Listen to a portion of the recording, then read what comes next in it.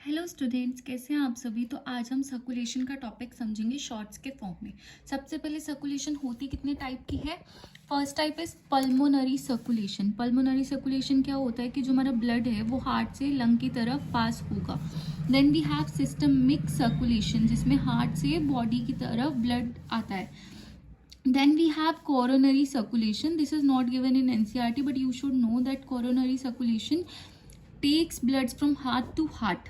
So let's begin with pulmonary circulation. Pulmonary circulation में जो left heart है उसको हम बोलते हैं एट्रिया। लेफ्ट हार्ट से जो ब्लड है वो एट्रिया में जाता है। एट्रिया से कहाँ जाता है? वेंट्रिकल। वेंट्रिकल से कहाँ पे जाता है? ऑर्ट। कहाँ पे? पल्मोनरी सर्कुलेशन लेफ्ट साइड से स्टार्ट हुआ है। लेफ्ट हार्ट से जाएगा एट्रिया, फिर जाएगा वेंट्रिकल, फिर जाएगा हमारी ऑर्टा के पास।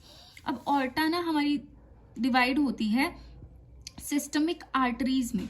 तो जो आर्टरीज हैं वो यूजुअली ऑक्सीजनेटेड ब्लड कैरी करती हैं, एक्सेप्ट पल्मोनरी आर्टरी जिसमें डीऑक्सीजनेटेड ब्लड होता है। अब जो आर्टरीज हैं वो फर्दर डिवाइड किस में हो रही हैं? कैपिलरीज में। तो सिस्टमिक आर्टरीज किस में डिवाइड हुई? कैपिलरीज में। कैपिलरीज आर्टरीज से छोटी होती हैं, तो इसलिए हमने इनको बोला सिस्टमिक कैपिलरीज।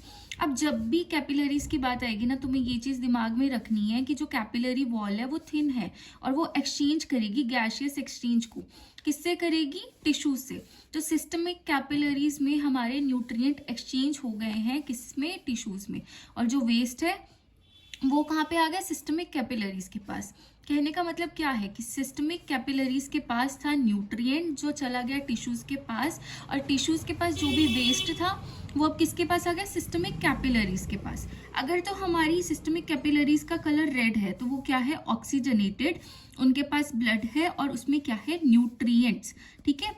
बट अब जब टिश्यू से वेस्ट आ गया है सिस्टमिक कैपिलरीज में, तो इनका कलर हो जाएगा चेंज।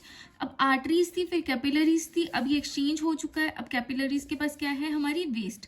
तो ये कहाँ जाएगा? वेन्स के पास। और वेन्स क्या कैरी करती हैं? Deoxygenated blood. अब सिस्टमिक वेन्स को हमने दो पार्ट में डिवाइड किया, एक है सुपीरियर वेना कावा और एक है इंफीरियर वेना कावा।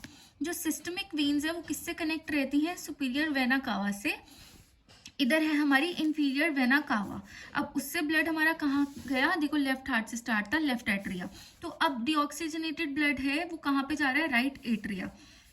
अब डीऑक्सीजनेटेड ब्लड फिर कहाँ जाएगा? Right ventricle. और राइट वेंट्रिकल से कहाँ जाएगा? Pulmonary artery.